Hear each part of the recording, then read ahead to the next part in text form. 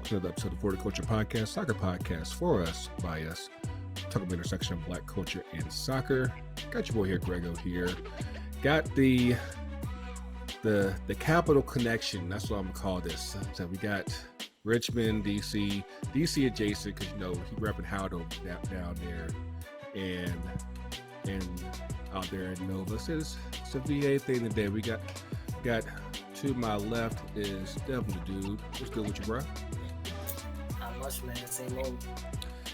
Down across to me, once again, my main man, Coach Tony. What's good with the boss? Respect. And next to me is the wonderful Sills. How you feeling?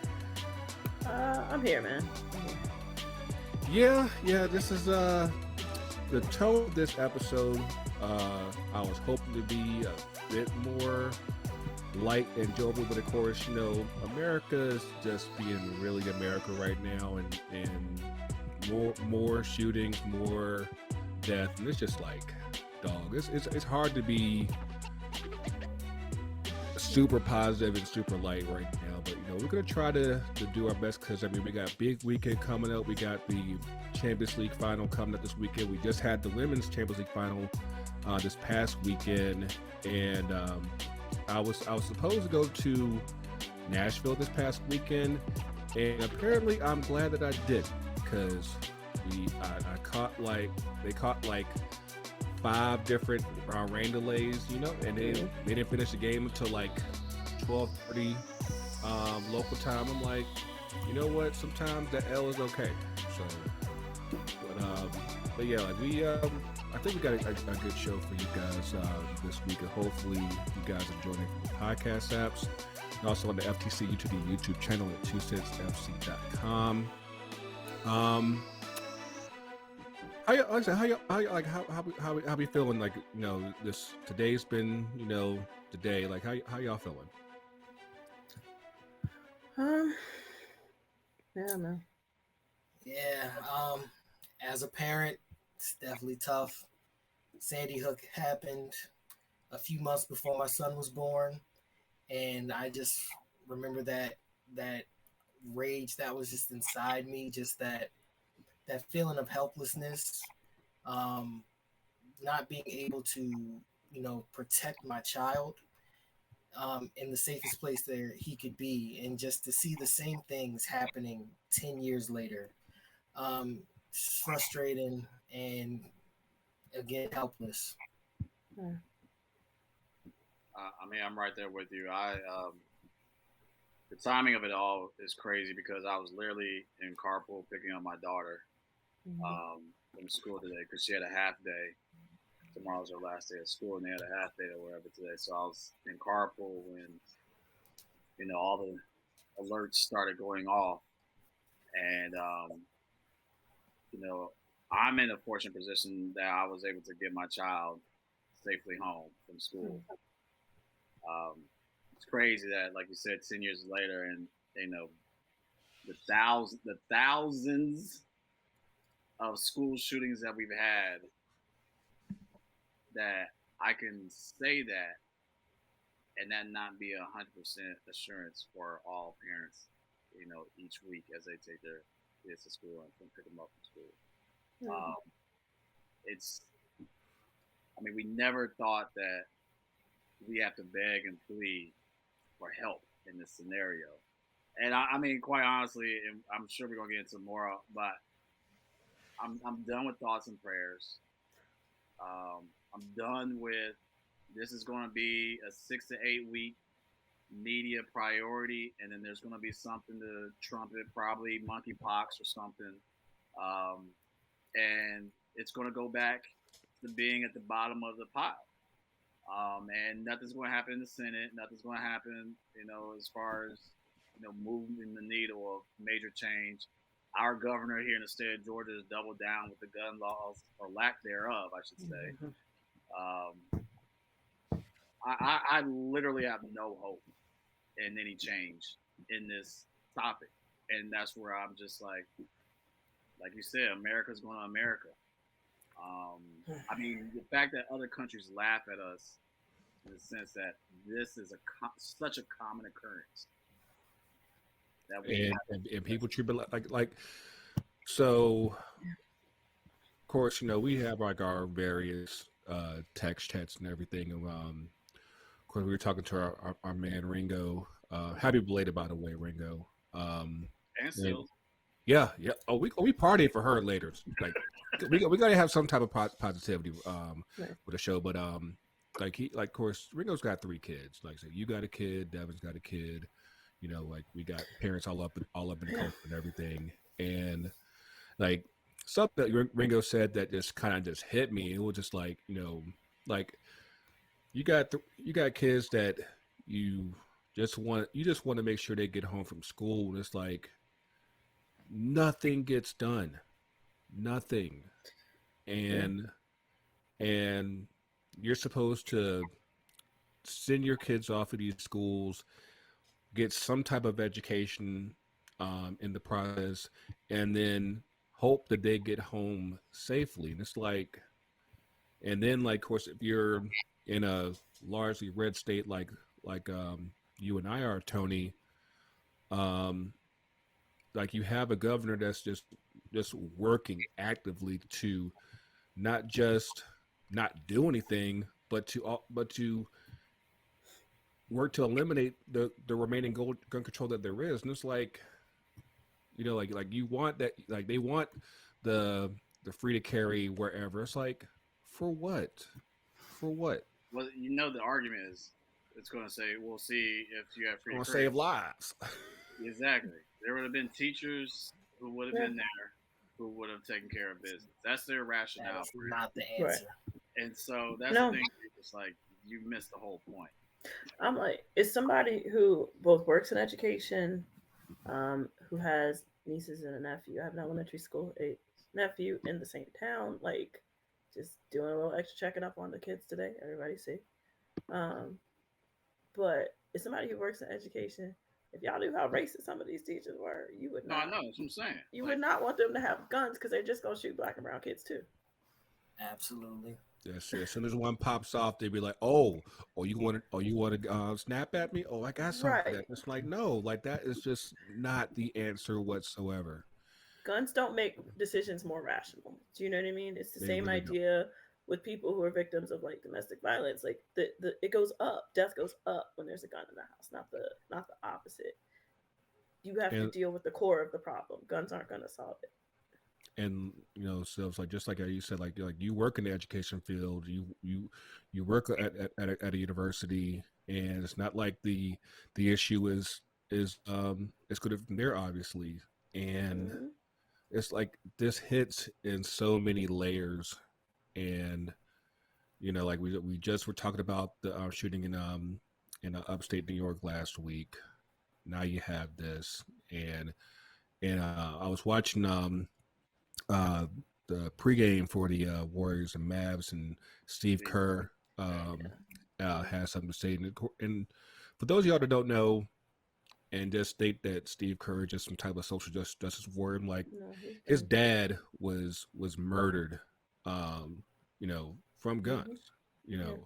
It was in this country, but it still happened. It's like, like he has a direct experience with this, and the last thing that he wants for anybody is for for them to go through that same pain and heartache, and losing a loved one, a very close loved one, and he said, like, there's already been a bill passed in the House.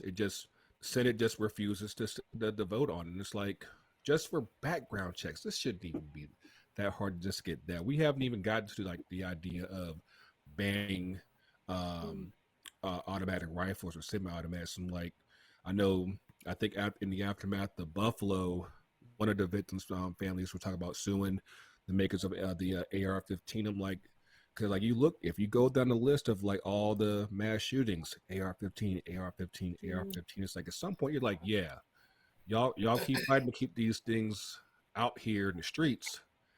At some point they're gonna come for y'all and be like, hey, y'all are enabling this shit. And Like people are tired of this shit. Like it's absolutely insane. Like we've been around for almost 4 years now. Like so say every few months we go through this, and I'm like Tony said, like I'm absolutely tired of T's and P's. It does nothing. Like this is it kind of goes back to the kneeling. I'm like, at what point do they actually enable tangible change that affects the people? And like this is it's beyond frustrating. Like I can only imagine what parents feel all over the country and all over the world, because it's like that's the worst thing in the world that you would want to happen and come home to. But I just wanted to kind of get that red out the way. As I guess that hopefully we can, give some light to the rest of the episode. But like right now, like things are just funky beyond words. But I think also it doubles down on the fact that like this month has been Mental Health Month as well too. So that also needs to be brought back to the forefront of discussion as far as why we get to these points of where someone. I mean, last weekend at my game, there was a delay, and locally, if y'all know about what happened at Fogo de Chao, where actually my homie was there, my coworker was there. Yeah. So what happened is homeboy, and it was a brother who was having an episode, and got into an altercation with the Fogo de Chao staff and everything like that. Shots fired. He's ended up dead. He was going through. He actually had tried to access mental health services, but wasn't getting a response. And so I think that's another aspect of where it's more than just the fact of how we police the guns, but it's also how we police the mental health of everybody as well too.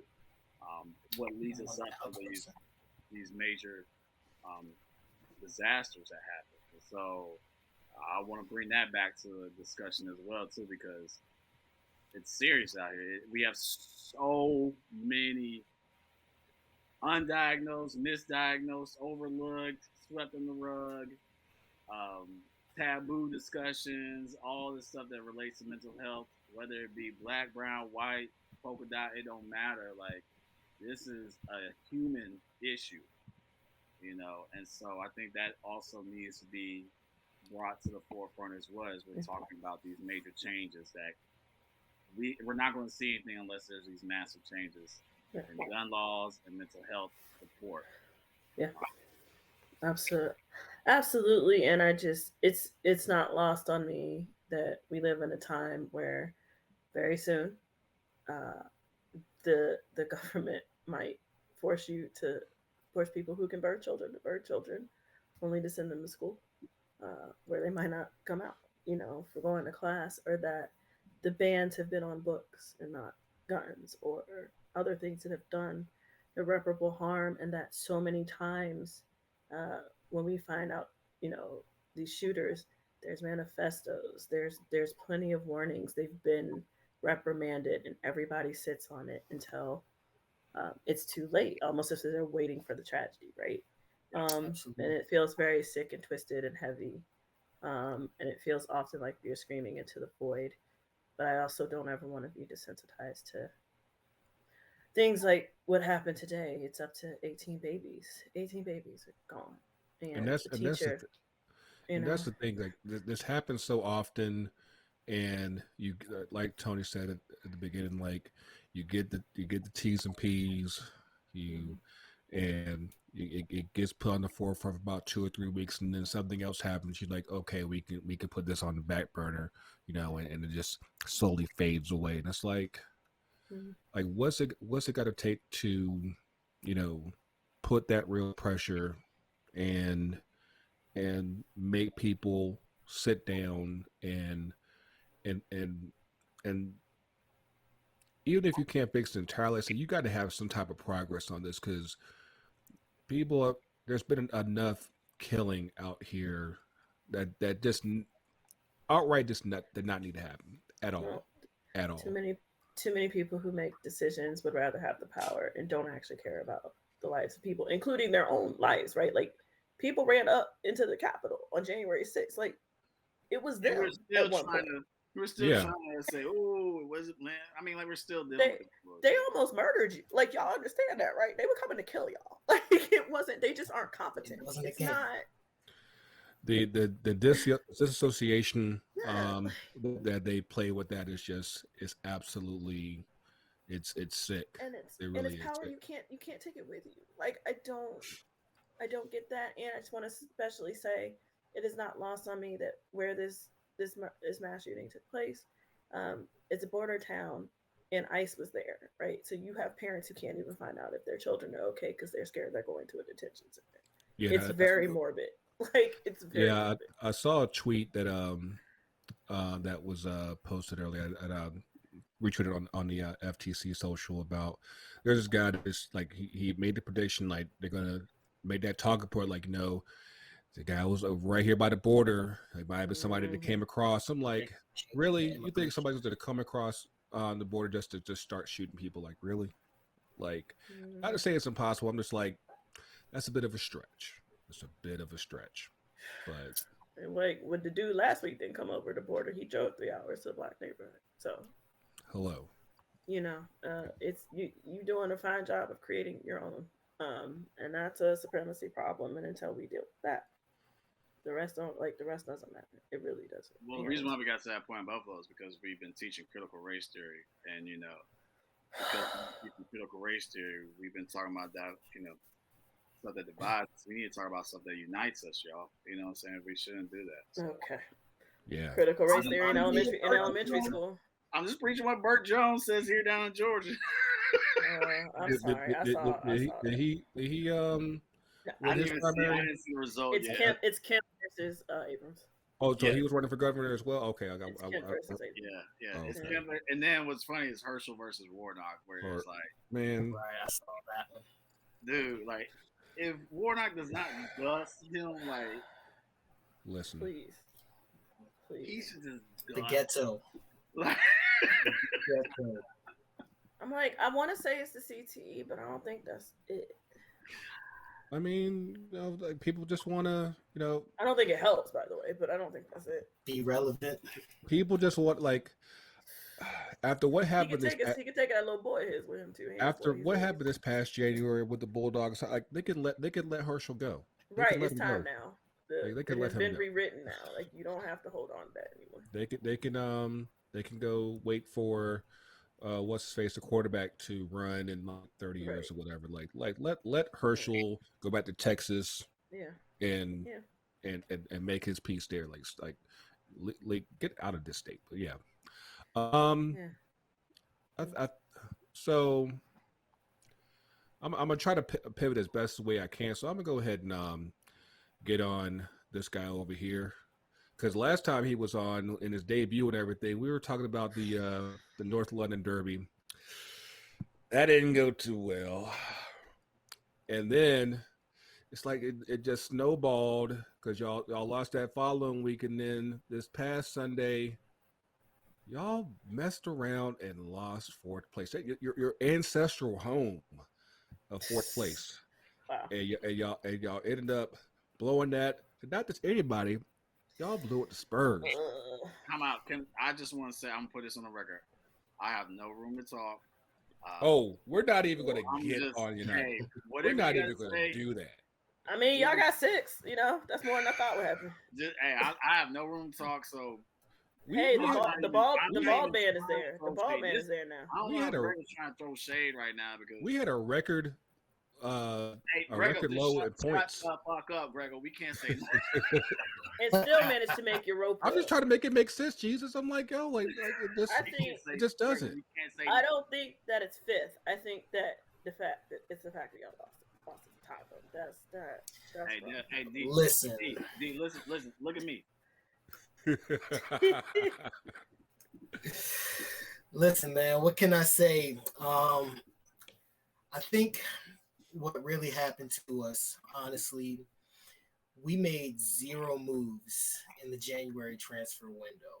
This is true. And everybody else, Spurs made moves. Spurs for once made moves. For once. Kulishevsky, He's been a people beast. that made instant impact. Yeah. We made 0 moves, and it came back to bite us. You made moves, you just didn't bring anybody in. We didn't correct. Absolutely.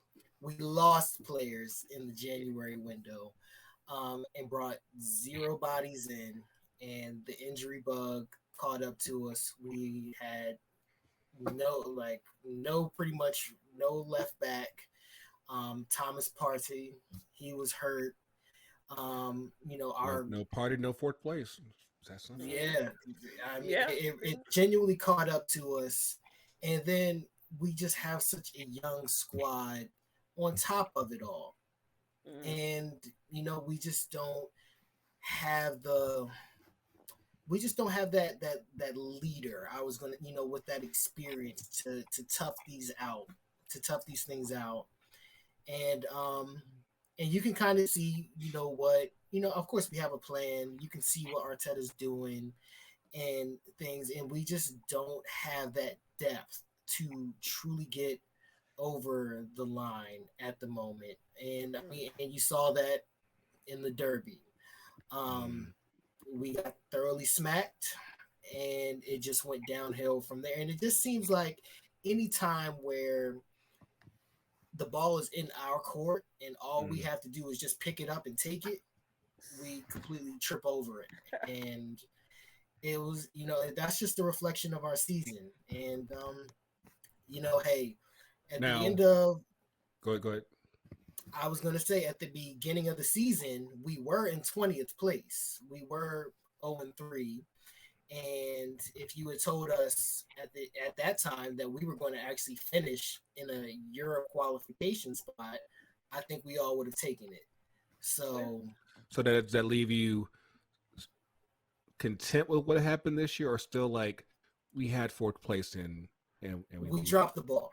Yeah. We dropped it. We had it and we lost it. Will we take it? Yes.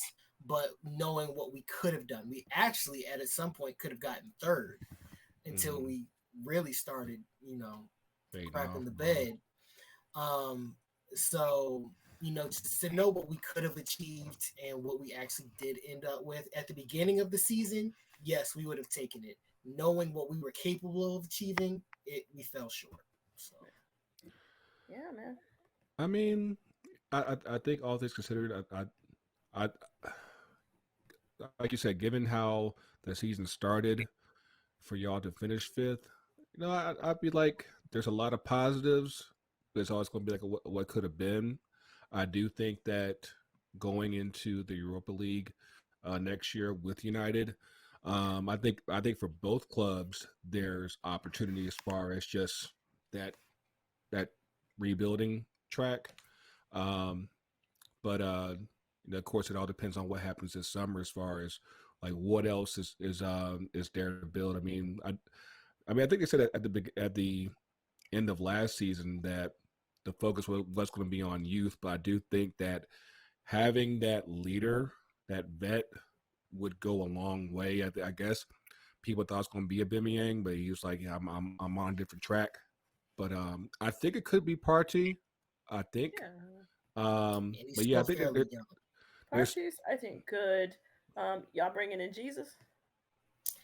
So, I think if we had gotten 4th place, we might have been able to get him. I don't know if Europa League puts us in that market for him.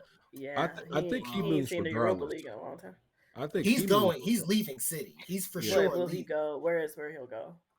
So the quote unquote the rumors, which I'm not upset about, which I really hope is the case because I would absolutely love to see him on the carpet, is Victor Osimhen, and I would absolutely take him because he's exactly who we need. He fits every single profile, and I would absolutely take him.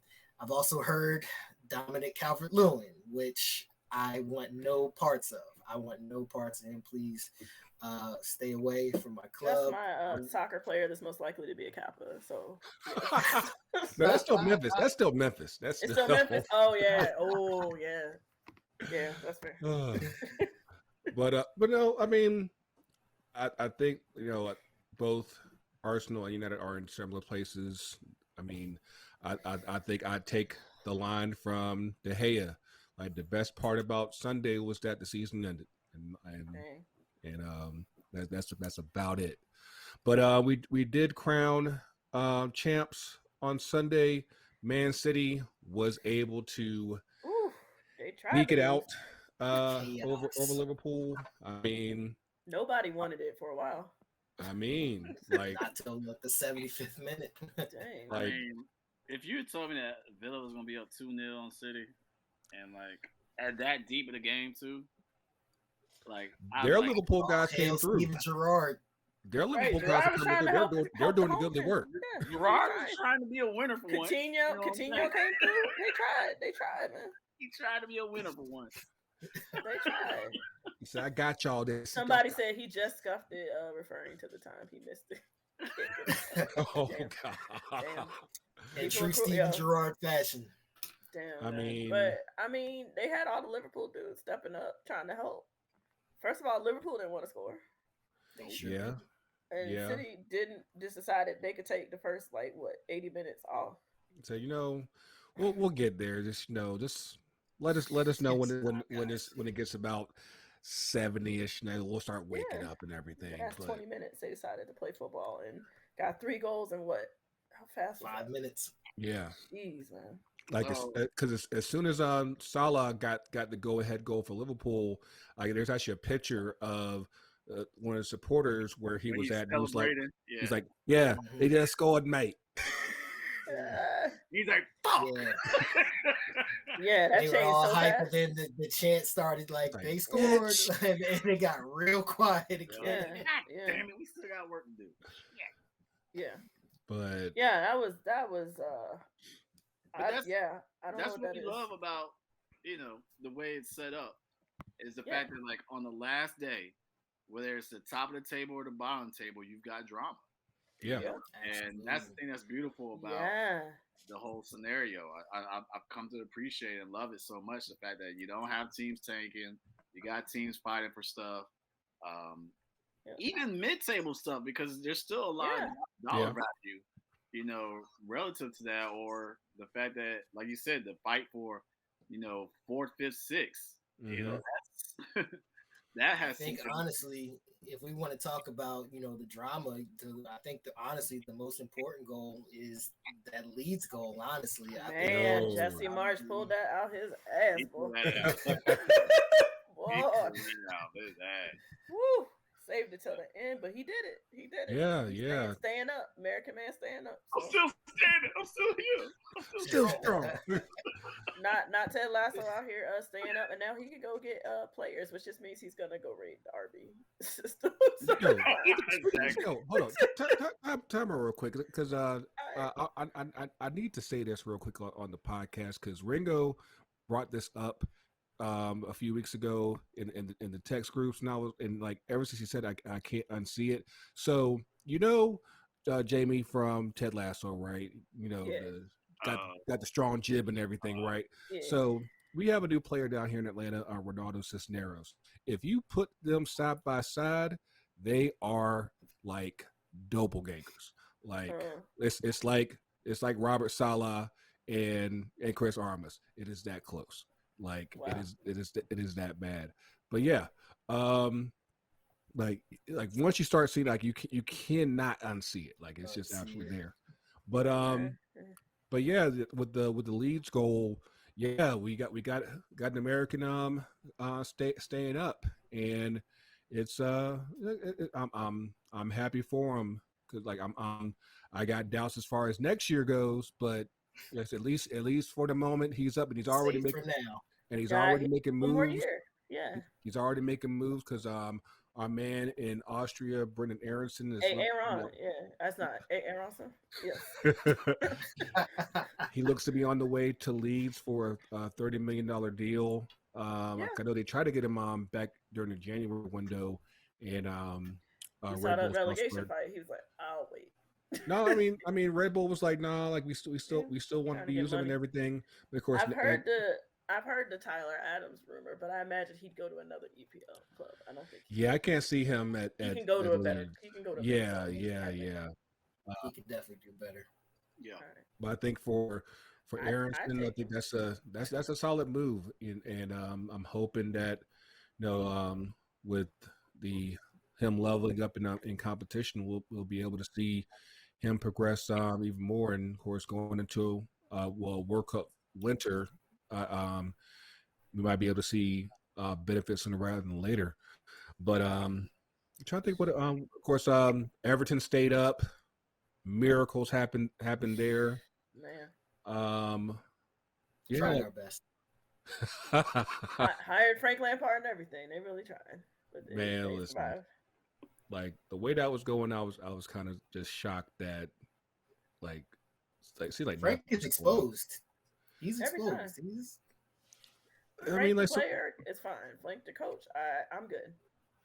It's like you got to grow. Like just because you got a big name doesn't mean that you got the skills, especially right away. I'm like he's still relatively young, so it's probably too much too soon. He didn't do what like Gerrard or Rooney or Vieira, anybody where you start at a smaller.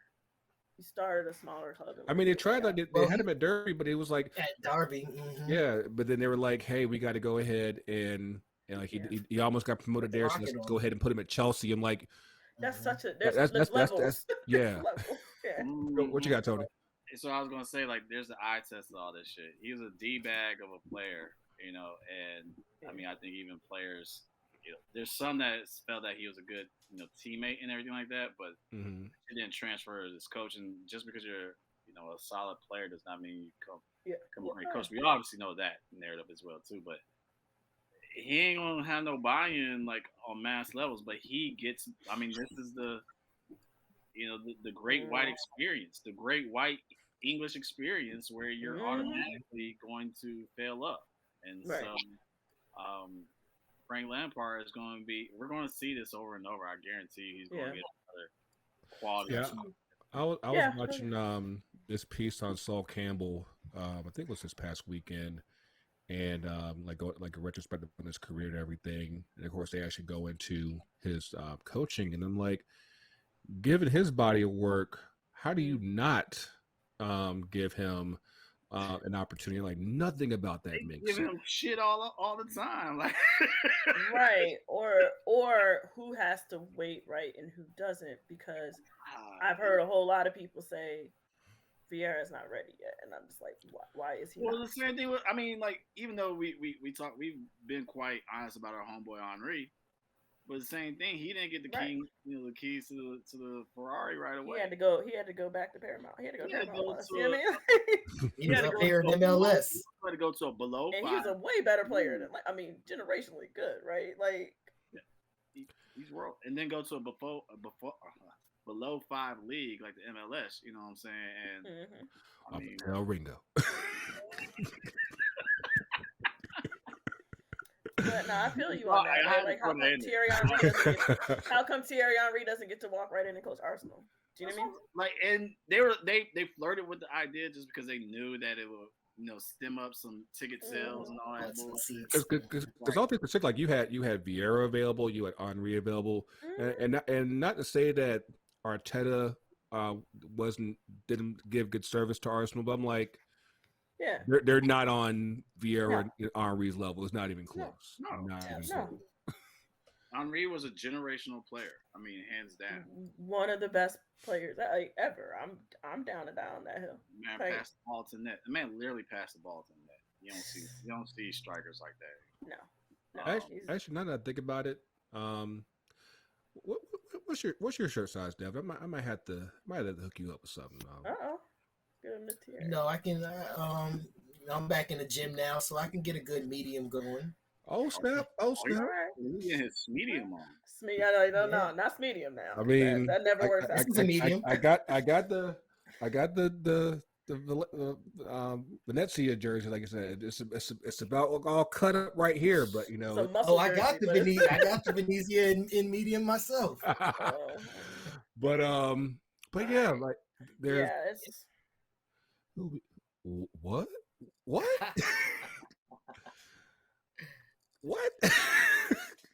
just like this is the flex that Tony just gave. I'm like, that just kind of just messed me all up. But you know what? That's okay. We're gonna take a quick break.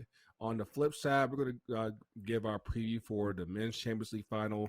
We're gonna recap the women's Champions League final, and we'll and Tim Anderson. We'll get up at that too. But stick with us, and we'll be right back.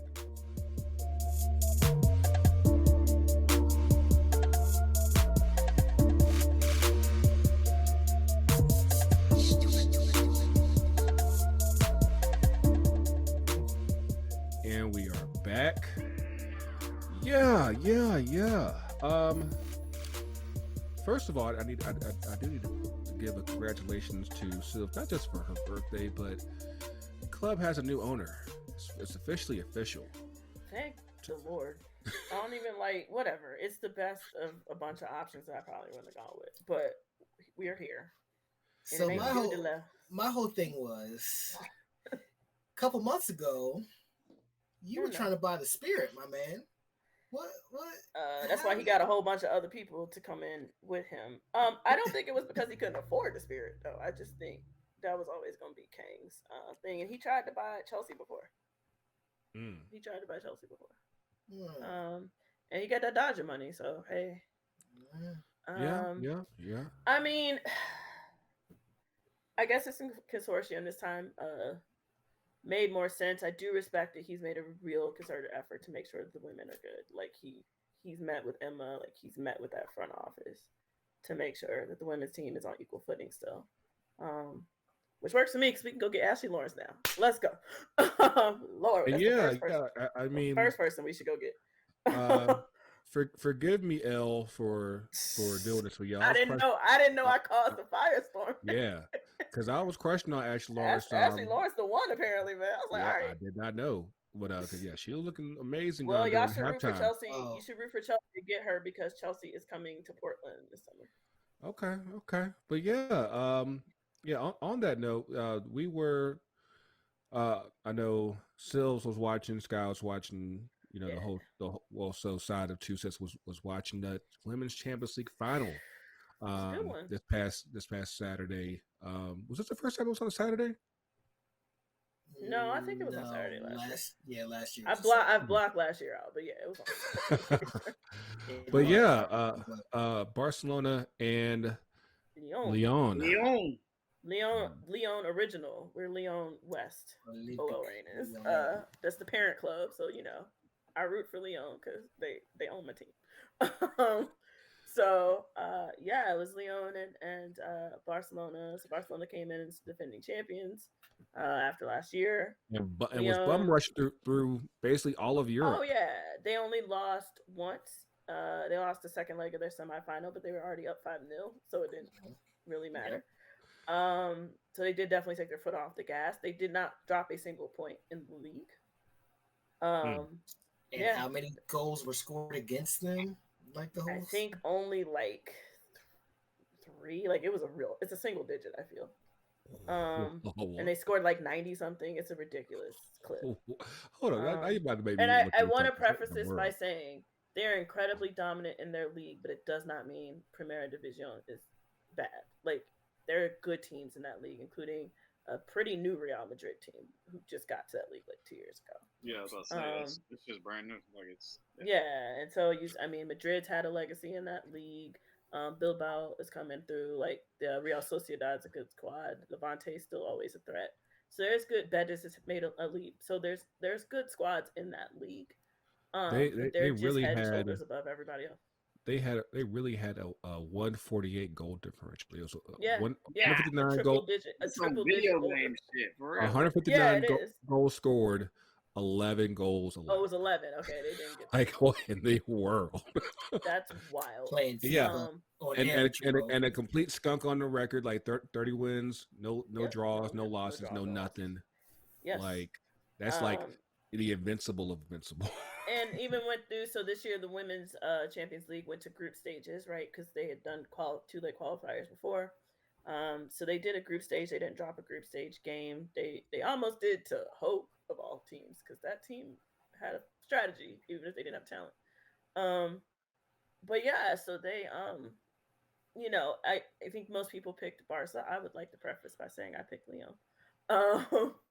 But yeah, it was Barca versus Lyon, who's the gold standard, right? Like they've won 7 times. They are the greatest franchise in the history of women's football, just in terms of success, and how they've built that, and how they've invested, and how they continue to invest. They get big names, but they get the right big names. Like they care about fit, and they build their roster so they can play multiple ways, which really came in handy this Saturday. Um, so yeah, just to spoil it for everybody, Lyon won 3-1. Yeah. Like And they put the all of the hammer. goals were in the first half. And honestly, like Lyon's sublimely talented. I think that's the best attack in the world. I think pound for pound. I think there's a few other teams who could have some conversations on a good day. And I have a question. So, if your last name is Henri, are you just automatically obligated to just Play be soccer. able to just French ball out of greatness. control? I mean, the play to keep the ball was wild, because I thought it was a good tackle. I mean, I'm coming from CONCACAF land, so I thought it was a fine tackle. I think there are Barca fans who would disagree with me. But she wins the ball from reigning Ballon d'Or winner Alexia Putellas, and gets back up, gets her own block essentially, and just fire. Like, what a shot! Like, just madness. Did you see this shot, Tony? Like, did you post in the chat? Like, that goal was, I don't know if we posted was it. insane. It was bonkers. It was Golazo. bonkers. Like, truly a golazo fitting of a Champions League final. And then in pretty quick succession, like I think they scored all their goals before the 30-minute mark. Yeah. Including a goal the third goal by our own Katarina Macario. 7 minutes. 7 minutes. Becoming the first American to score in the Champions League final. Yes. So she got the third goal for Lyon. The second goal was, of course, by their god, and one of my favorite players, Otto Hegerberg, who got it. But the header was fire, but like, and it's a good header, but the pass, like, I just want to shout out Samabacha. Like, what? She's 21. What a revelation that one has been. Like, she locked down Carolyn Graham Hansen. Like, she had nothing. Like, Carolyn Graham Hansen had nothing in her pocket the whole game. And her, like, emptied her pockets that night, and CGH fell out. Like, it wasn't even close. She couldn't breathe. Like, and she's been that all year. She's 21. So part of what's scary about that Lyon team is you still have Hegerberg, Henri, you still have Virginie Lesomé, and Wendy Renard, I thought Wendy Renard had a fantastic game. Yeah, she did.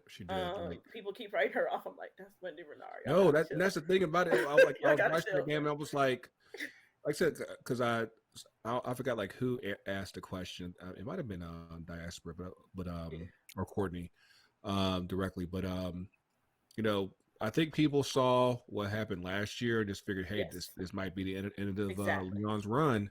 Exactly. And they said, not so fast, my friend. Well, and caveat, Barcelona had never beaten Lyon in the Champions League. Like, they had, the last time they played was the 2019 Champions League, and they lost 4-1 to Lyon. I think Hegerberg had a hat trick or something like that. And Ada said afterwards, right? Like, we don't run our mouths. We basically let our soccer do the talking. But that sounds so much better from her than Jill Scott. They didn't beat her. Huh?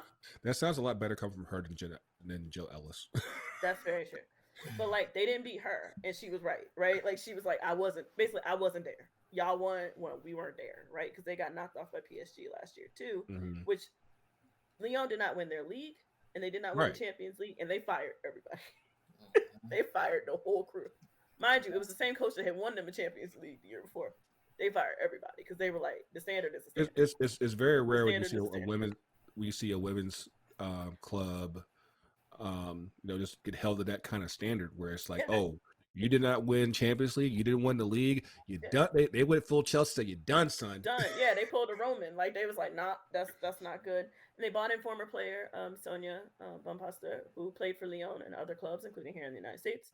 And so she's the first coach to win both on the women's side to win both as a player and as a coach, and it's for her club, right? So, and she was she was better tactically. And what really happened is, and other teams have done it for shorter periods of time. Wolfsburg did it in the second leg. Real Madrid bought it to Barcelona in the quarterfinal. And I know we get joked on as Americans for this, but listen, it was a preseason match. The Houston Dash hit them in the mouth, and it worked, right? It took Patella's coming on for them to win that game, and it was a third place game, by the way. And Lyon beat them in the same preseason tournament, right? By the way, and I think that was actually super beneficial. But it was about like Lyon hit them in the mouth. They didn't let him breathe, and Barca was rattled, particularly like Bonmati. I think Patry was up top with whoever was supposed to be up top with Jenny Hermosa disappeared. Like I didn't see that person for the entire first half. They bought on Ashwala for Barcelona in the second half, and it went better because you needed somebody who could do hold up play, right? You needed somebody who could hold the ball. And it's not as if Barca didn't have chances; they did, but they couldn't take a punch. It could have been a much tighter game, but yeah, like they didn't finish their chances. And they got rattled, and I just laugh at the irony that a lot of what suffocated them was two former Portland Thorns in the middle. just hitting them in the mouth. Like it's Henri and Haran, who I'm hard on, but she did her job. Like they hit them in the mouth, and they took their lunch.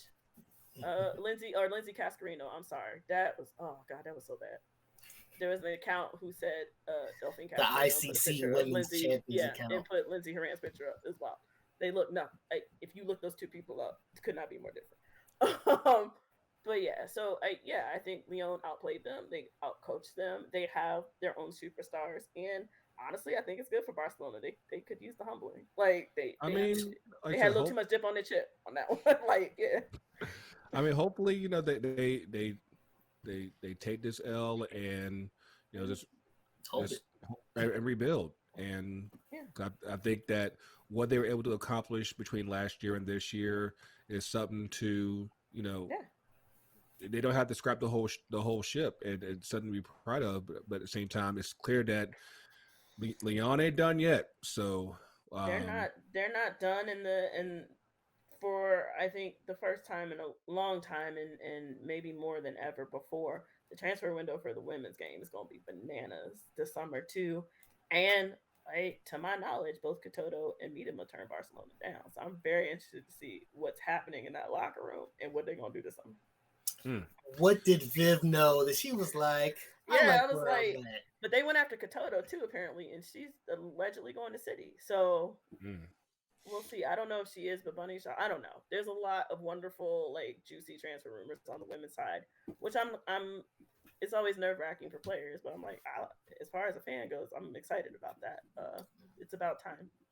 It's high times now. So we have the queens of the women's game winning the Champions League, and this Saturday we got the kings of the men's Champions League, Real Madrid, going for this is 14.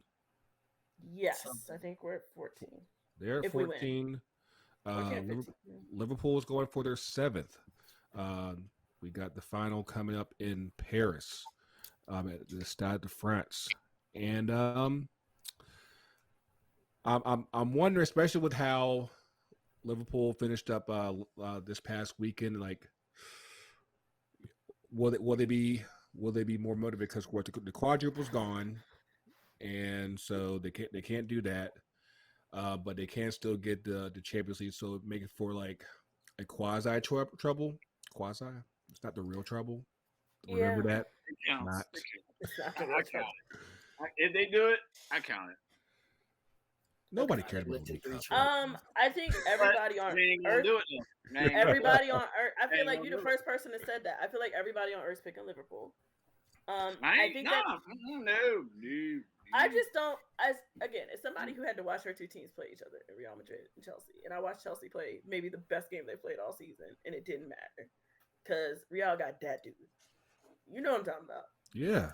Big Ben. Big body bends. Like, Big body bends. Big Ben's, and I'm just like, I've watched him do this 3 times in a row in the Champions League. The At some Giants, point, he I is the wouldn't richest pick man in the against them. world. Like he has taken down Chelsea, PSG, City, just off the flick of a foot. Like, and he's getting the ball. It's not like teams don't know Kareem Benzema's up front and he got a lot of goals and like we should try to stop him. It doesn't matter. Like, there seem to just be players, and he's gotten better older. So I was about to say something. He was always good, by the way, but like, yeah. We also gotta recognize what Benzema's been doing, and people like forget real easy. Like he was written off not too long ago. People are like, "Yo." To be fair, some of that's his own fault. But yes, when seven left, they were like, you know, entanglement. Do we say this? I mean, like he was. I mean, he been to court. He done caught some charges before. You know, he was caught up in some shit. Like we might have blackmailed a teammate. It's he was caught up. But small stuff. But with that being said, like I mean, listen, I appreciate the journey of that dude and the fact that like. Again, I mean, I'm not even gonna lie. We talk about mental health month. He could have easily folded. Yeah. After all this shit, and this man is now back to the top of the mountain of being, you know, one of the sickest forwards out there, and he's a machine now. And so like that's where like I'm looking for that story of Benzema writing history and just almost kind of like. Y'all thought I was done. Y'all thought it was just 7. Like I said, I'm here. Yeah, they wrote him off when CR left for sure. And listen, they can give you a great performance like once every 3 to 4 games. That's the oldest midfield ever. But I feel like when it's time, Luka Modric, that little elfin wizard, is gonna pull some nonsense out of his foot. Like he just that pass he's an elf. He's like he's from Middle Earth. I said he's my favorite player from Middle Earth.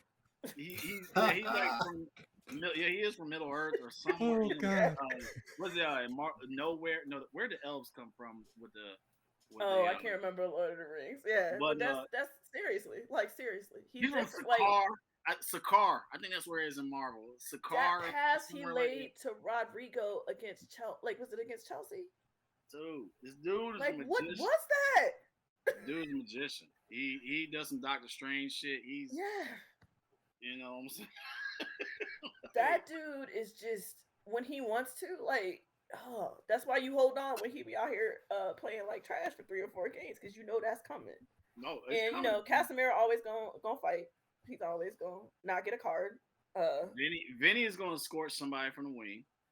Vinny is that transformation this year. He's finishing. Yeah, he got the conch out his hair. And I'm telling you, him and Rodrigo cut that creamy crack out. Yeah, they got better. That's what I'm saying. It's like Detroit Red going to Malcolm X. You know exactly. What I'm Sometimes you just gotta cut that stuff out your hair. That's really all it is. And you know, and I think they may start Kroos, but also Camavinga's been really good. And now we're getting to Mari. Ooh, Los Negros is coming, baby. Even though my man took the money. Ooh.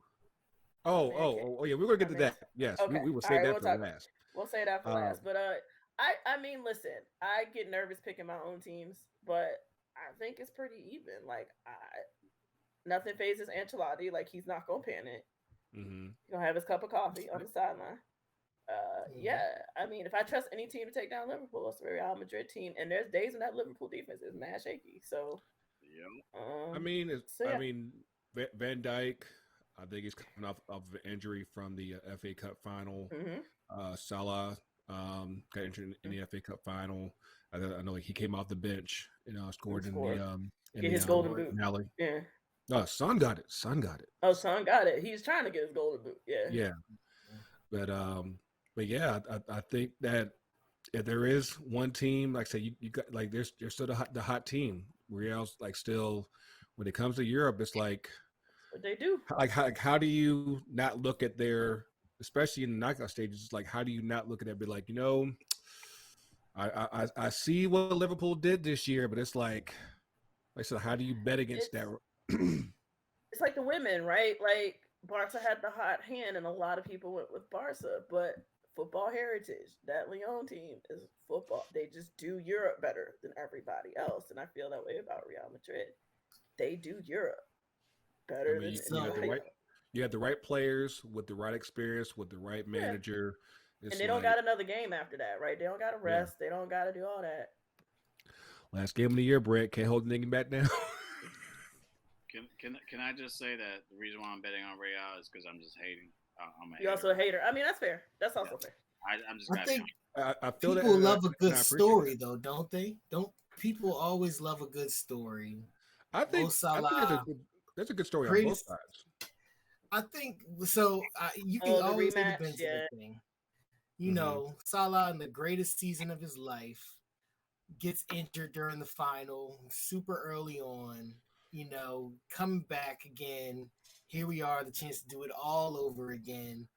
And you know, I think people love to see that redemption story. I think. But the redemption isn't complete because Sergio Ramos isn't there to get that punch in the jejunum. He out here riding the bench, getting money at PSG. I mean, Big the bank. fact you have a picture of Sergio Ramos and Messi together Bruh, with league on trophy, that like that's so wild. it's weird times, man. It's weird times. It's weird. It's weird. What multiverse are we living in right now? Exactly.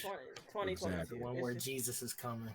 Yeah, the world where Mbappe actually stays at PSG. And Messi had 5 goals this year. And will probably still win Ballon d'Or.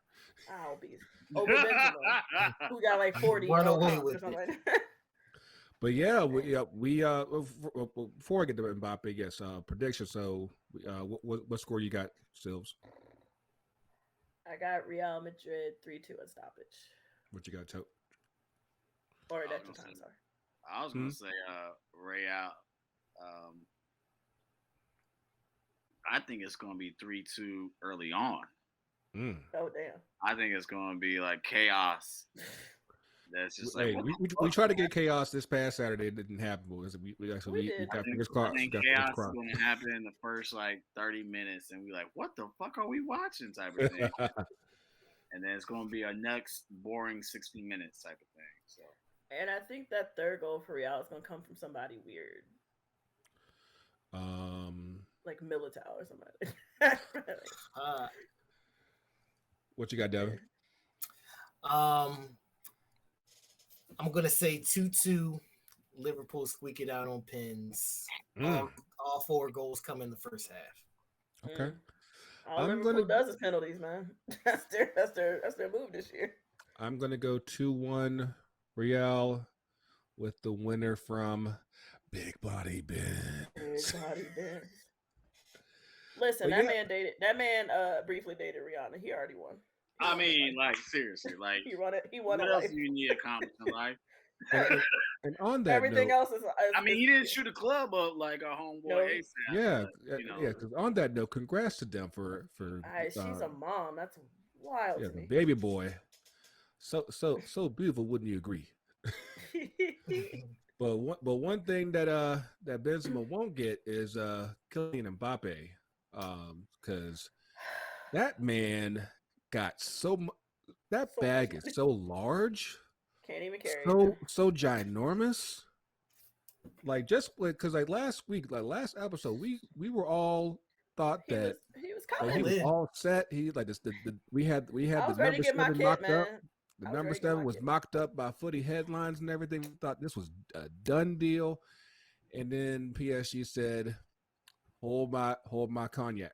I got this. And they gave this man 600 million euros for 3 seasons. Just 3. Man gets $1 million a week. Just like how much was that signing bonus? Like 300. Like he got half of that just in a bonus. Like, now he might have signed on to Hotel California because you could check out anytime you like. But you might never be able to leave, my guy. We'll see. I mean, do we know anything as far as how much Nike had to play in this? I would think they would have a very because like Adidas. He would have gone Adidas, right? Yeah. Right. That's what I'm saying. No, I mean, I think that they definitely had a say in that. Of course, my thing is, okay, how do you get that money back? Because I mean, it's not like PSG isn't the biggest league in the world. I'm like, Right. that's a whole lot of Jordan jerseys you need to sell. Yeah, You can, I I mean, mean, to be fair, money doesn't seem to be an object for them. They are cracking the top 5 of kit sales. So I mean, like they What's the need jump, they man? need an Mbappe sneaker that releases worldwide. I need him to also play basketball. Mbappe honestly. brand. Yeah, the just like Mbappe when they brand. did. Remember when Neymar was getting his shit done? Yeah. Like Yeah, sure. they need to start doing that shit. Yeah, absolutely. They're not gonna make all of that back, but I mean, if any team can eat it, it's also PSG. So True. I feel like that man might be being held hostage a little bit, but it's also he gets to cry into $1 billion. He gets to cry into $1 million. So who am I? I mean, it's one of those things where every Sunday, like this man is really about to be, at the end of that contract, he'll just be 26, and he will be in his prime essentially, and still be. He hasn't even cracked his prime. Yeah, and so still whoever gets him next will still get him in his prime.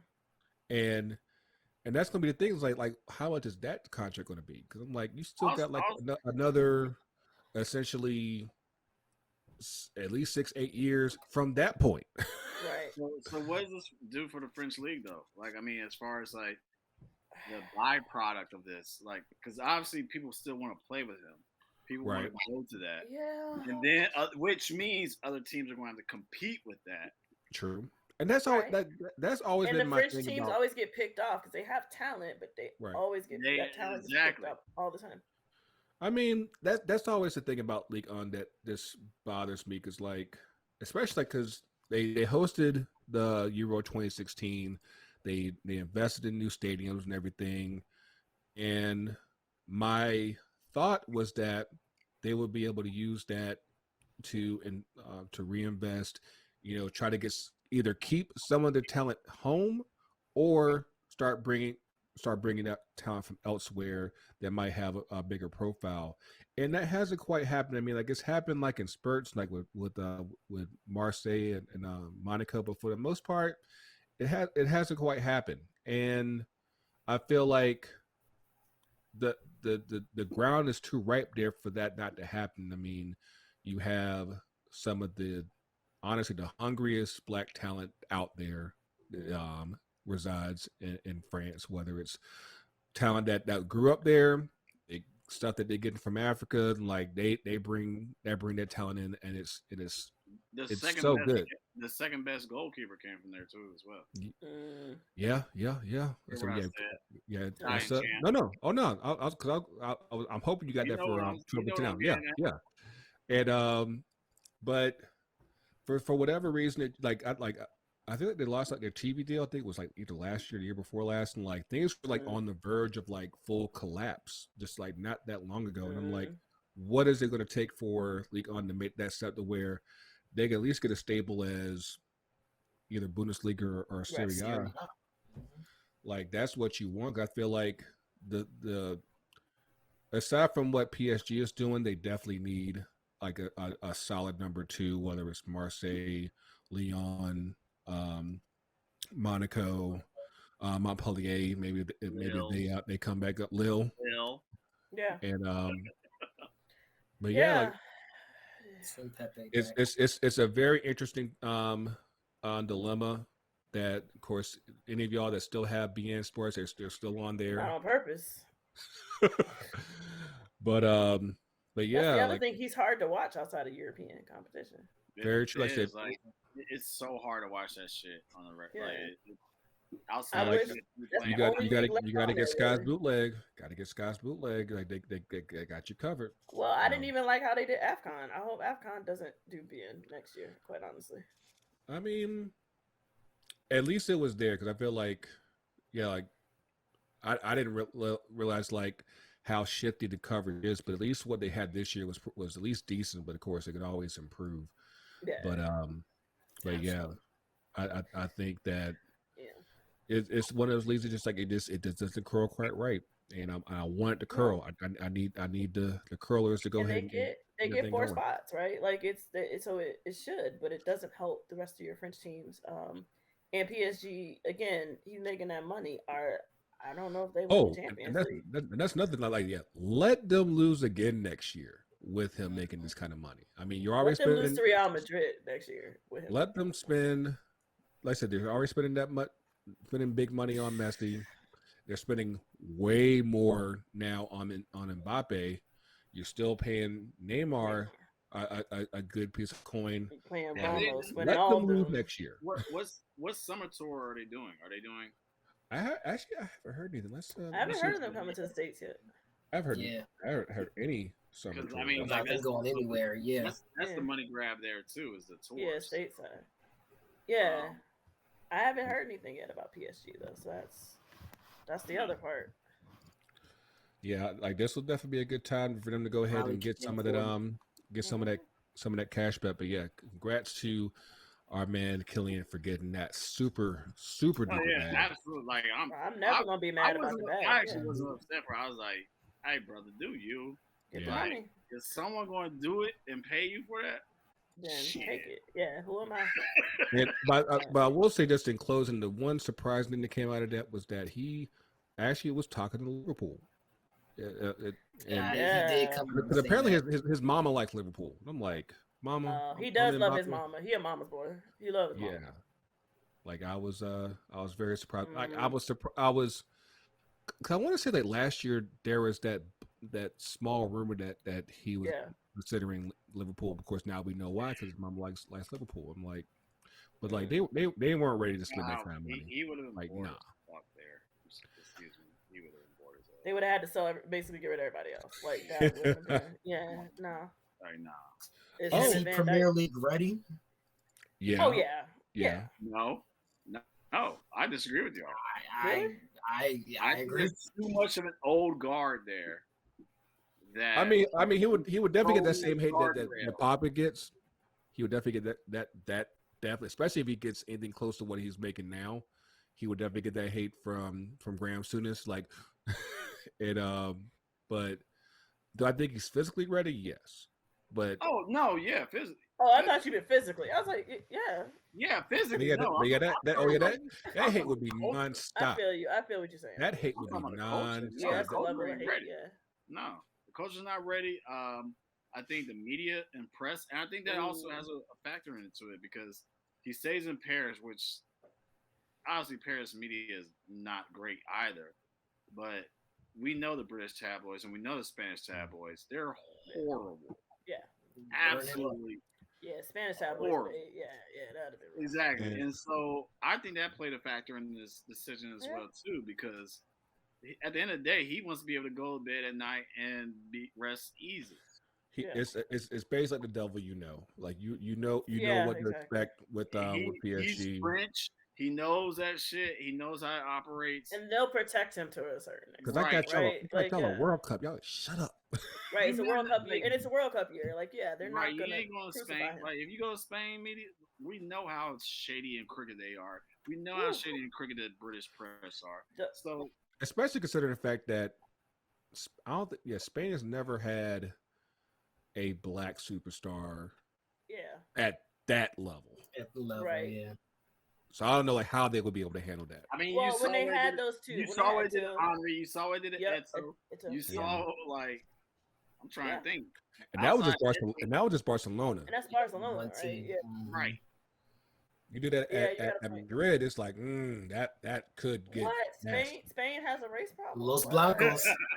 Like I said, I mean, listen, they're gonna be Los Negros now if but they Los win. Negros, like I said, they're still building without him though. Said They Los still Negros are Los still Negros coming now. because they just got and they'll be um, Los Negros until they start losing. They're gonna be Los something else. who they got Yeah. who they get from Neglect. Monaco. Neglects. That's what Yeah, it is. exactly. It just a deal for I forgot his name from Monaco, but like they're spending 80 million for him. Tremaine. I'm like, yeah, Yeah. those Negros are still cooking, so that trade ain't I mean, stopping. They'll go get pieces. So now you're gonna have him and Carmen. Woo, in the mid. That's a crucial. That midfield getting younger and better, boy.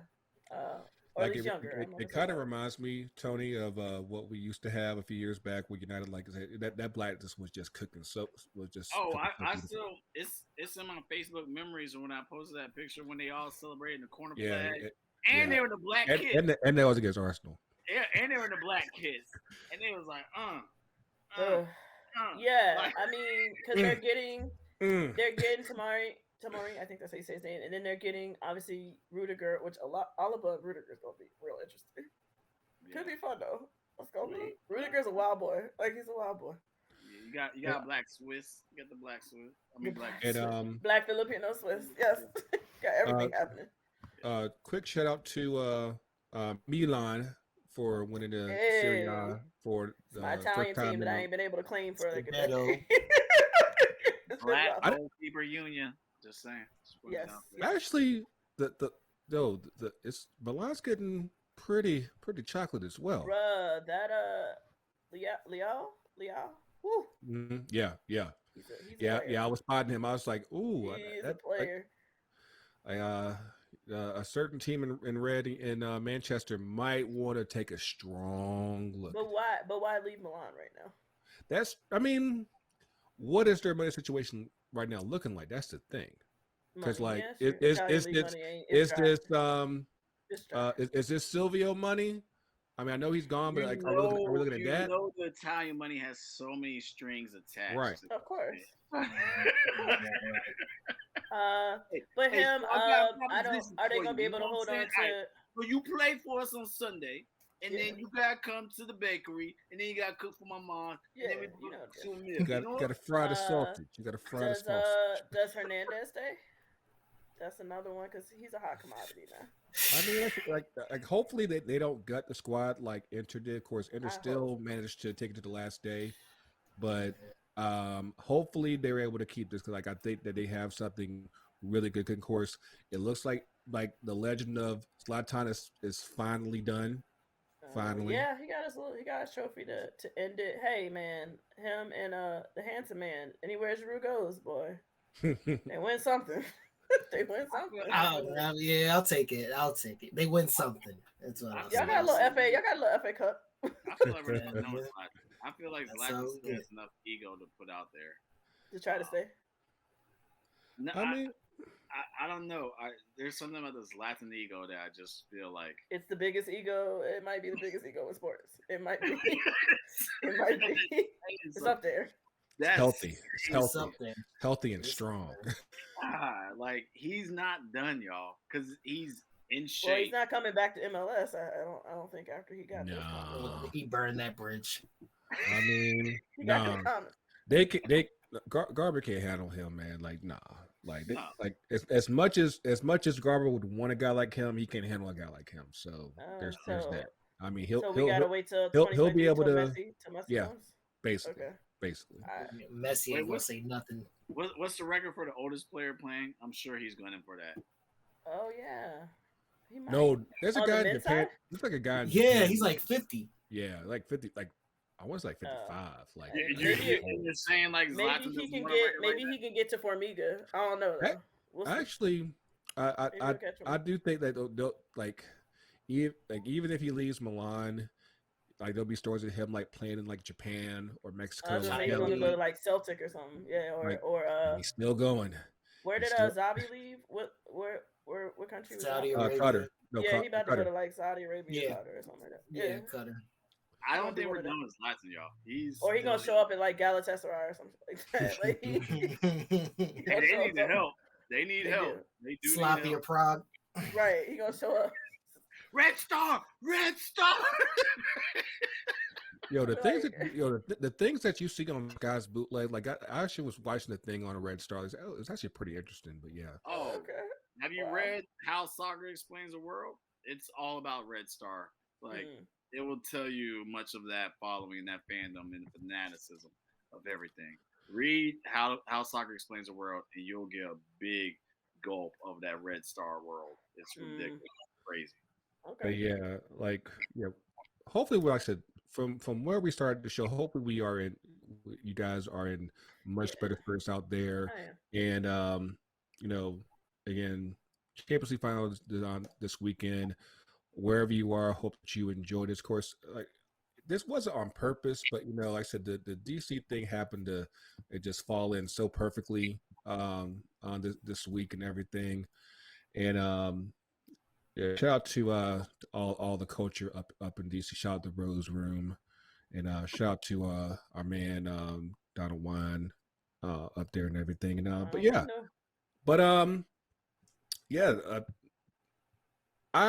I've been busy this week, So if you have been ordering, I got you. Just make sure. I think we just saw an order right before we started recording. Yeah, I got that alert too. Yeah. But yeah, make sure you can still get your orders in. ftcutd.myshopify.com. Get your name sets. We still have shirts, y'all. We still have shirts. And it's hot. It's hot merch. I saw a couple of hoodies on some pretty cool people. Yes. Yeah. So shout out this guy on this because as she becomes this boss of all bosses out in Angel City, kissing babies, shaking hands, kissing babies. That's her. She actually has a class with a certain father of one of Tony's ex-wives and everything, and Skills was like, yeah, like what if we do some hoodies for his daughter, and get her name pressed on the hoodies and everything. I said, sure, let's do that. Fast forward to this past weekend, Sky was finally able to get the hoodies over to Papa Press and Mrs. Press, and yeah, the words I got from Sky was that the word was like, these hoodies are so soft. They are, man. I got my Crystal Dunn one. It's so soft. It's my airport hoodie. That's what I fly in. Yeah. My Brianna Scurry hoodie gets heavy rotation. There you go. Yeah. They really are nice, man. But yes, make sure you. Let's say if it is still cold where you are, or maybe you keep your crib really cold. Make sure. Ooh, what's your temperature, Coach? What's your set temperature? Actually, so I don't know if y'all know. The coach knows I own my house with my brother, and the thermostat control is in his room. Oh wow, Ben. Oh no. So we be clashing. He be sitting at 75 right now. 75? Yes. Just sleep outside, my guy. Like, I'm like, goddamn. And y'all know we got this new bearded dragon in our house too. I'm like, yo, I feel like I'm under the basking lamp just like the bearded dragon. Like, getting hot up in this piece. Wow. So just like Taboo Black people, I stay with the fan on. You know what I'm saying? I just bought the fan out this week. I don't do year round, but it's time. 75 degrees. You gotta walk around the house butt naked to prove a point. Like, we can't allow this. You might keep my door closed. I'm like, yo, I gotta let them hang. Oh God. But just in case you do keep a cold crib. I have a question, Grego. What's up? As a participant in this podcast, I'm gonna put it out there. I'll just make sure that the streets know. I have a special request that I sent to you, Grego, and I need it now because I'm representing the culture every week in our adult league with our FTC jersey. I need my name set. All right, Okay. Yeah, I wear the culture jersey every week now, and they see it, and it says culture big. Like it ain't no subtlety about it. I need my name set, Grego. Just saying. Okay. I got you covered, Chief. I want y'all to hold Grego accountable on this shit. I got you. Yeah. Listen, so, just like we got that. How many days has it been since a racist event in soccer or whatever? We need to know how many days has it been since Grego has made the name set for Tony Tone. All right, I need that counter going. Oh God. Get the hashtag going on Twitter. How many days since I got you. All right, yeah, man. All right, can we get that counter going, please? I got you, man. But yes, make for the rest of y'all out there, make sure you hit us up. FTC UTD. I thought I knew the right people around here, but apparently I don't. Yeah. No what, man. But yeah, let's hop up here in 2 Up and 2 Down, and let's get the ladies first. Latifah. That wasn't. I was like, damn. There's anything wrong with that.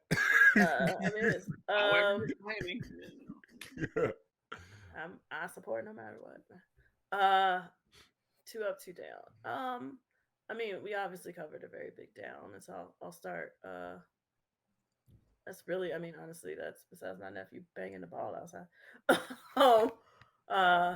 yeah, that's pretty much my down. Just the state of the country, and people not being safe, being protected, being valued. And we all know that the more uh, marginalized groups that you exist in, the truer that is. So yeah, it's just been a really heavy couple of weeks, and just trying to snatch the moments of joy when you can, and trying to get your energy right because there's a fight ahead. So, um, but yeah, I mean, not no TMPs obviously, but just my heart is with the families of those babies who sent their kids to school today, and they didn't come home. And there's people still looking for kids posted online and everything else. So, I can't imagine that pain. Um, yeah, and it was, rest up, do what you need to do, feel what you need to feel for the next day or two, and then we march on. So that's my down. My up, I'm not a big birthday person, but I appreciate. But I said, Happy birthday. yeah, Stevie version. Sky sang the same one to me. um, but I appreciated all the love, and I tried. Like I said, we recorded our own episode earlier. If I did not respond to you directly, it is not out of malice. At some point, I just got tired and I my took eyes motion. crossed. I took All did. right, my fault. But this is my blanket. Thank you to everybody who sent love yesterday for my birthday. Yeah, if it's it was it was nice. There was some lovely words said, and so How I'm old are trying you, to take man? How old are you? 3'8". 3'8". So I don't want to be in my 20s, so I'm okay with being old at this point. As Nubia calls me, they call me old head, so I'm okay with that. She calls everybody old. Gain gray hairs yet? She's like 6. I do. I do have a lot of gray hairs. You just can't see them on camera. So I guess that's good. I don't know. I go back and forth between dyeing my hair or not. We'll see. I earn these hairs though.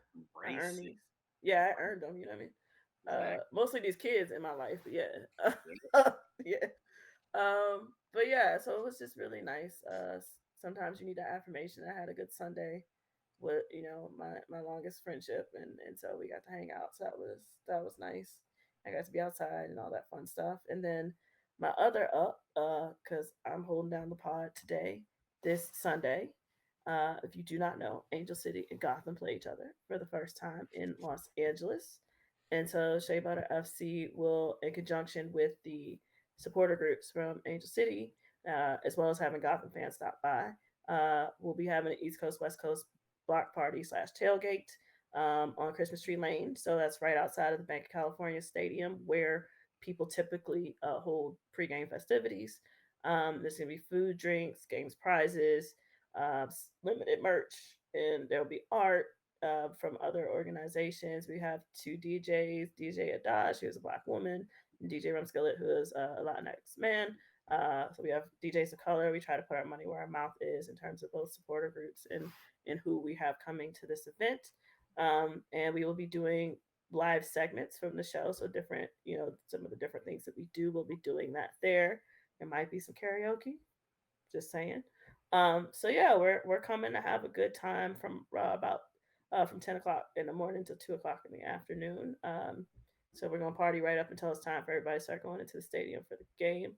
I believe the game itself is at 5. Maybe so. Like it's 5 or 6. It's an evening game. But yeah, it's a big thing. I know those teams have been chatting a little bit online. So, and it's New York and LA essentially. So yeah, we're excited, and we hope. I think it'll go well. And our hope is to not only do that in Los Angeles and New Jersey, New York, but also to do that throughout the league. We would like to expand that, and it's just our opportunity and our desire to bring some of the culture, the tailgates, the homecomings, all that stuff that we grew up with, bringing that to soccer in the United States that desperately needs it. So, yeah. Absolutely. I smell away game road trip. Rego. I mean, I've been putting it out there the past couple of weeks. Sugar mamas and platonic male benefactors, we are open for business. Sugar mamas. Well, don't worry. There's still plenty of season left, so if we can pull off a few more, Hey, that's Grego, the how's goal. our OnlyFans page looking? Is it already?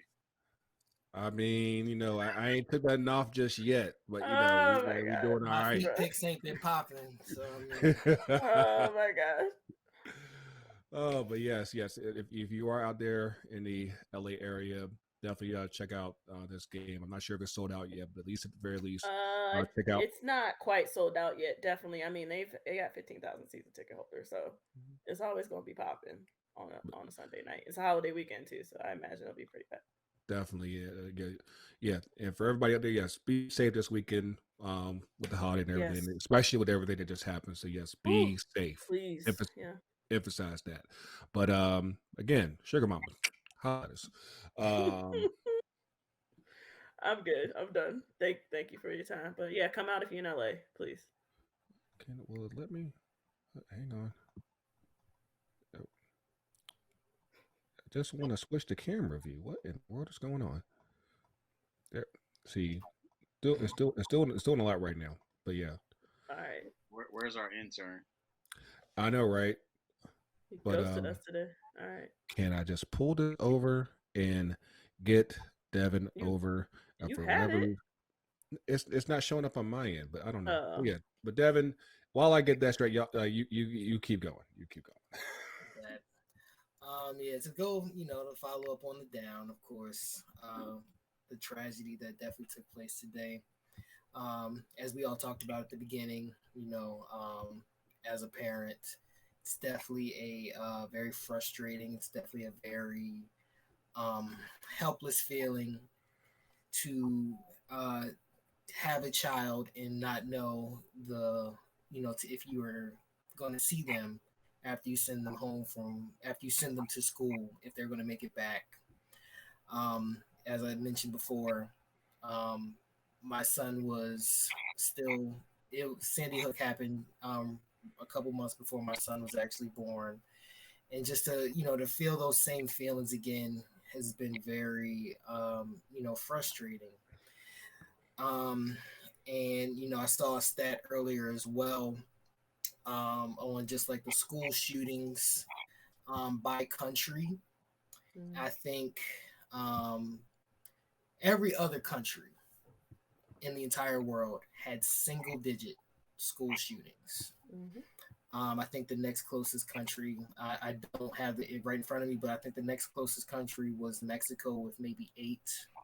The United States had almost 300 school shootings as of today.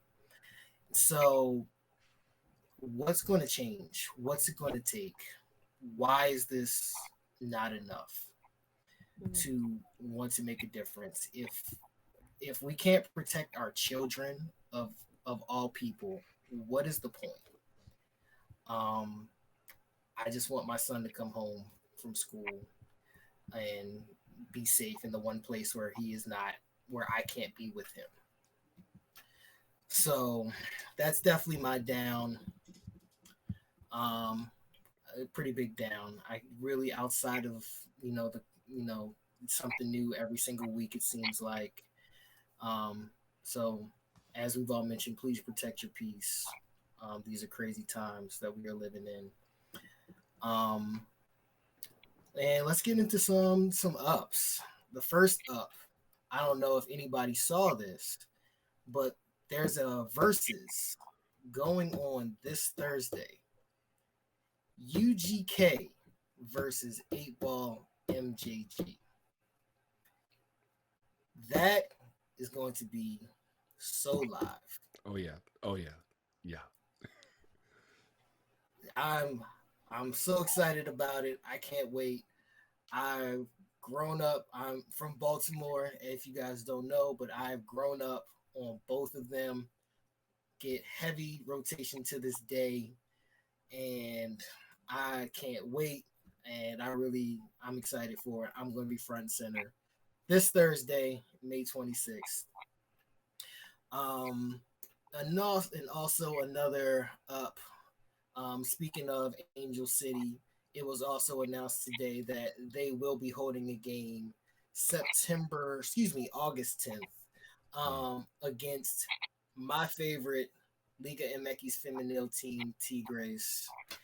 I've been a huge Tigres fan for many, many years, and to have them again. So Tigres was here in Houston not too long ago, but with the caliber of a team as Angel City FC, that's going to be a really fun time, and it's really going to be great for both leagues, the NWSL and Liga MX Femenil as well. And highly recommend if anybody will be around LA around that time, please go. Please support these women.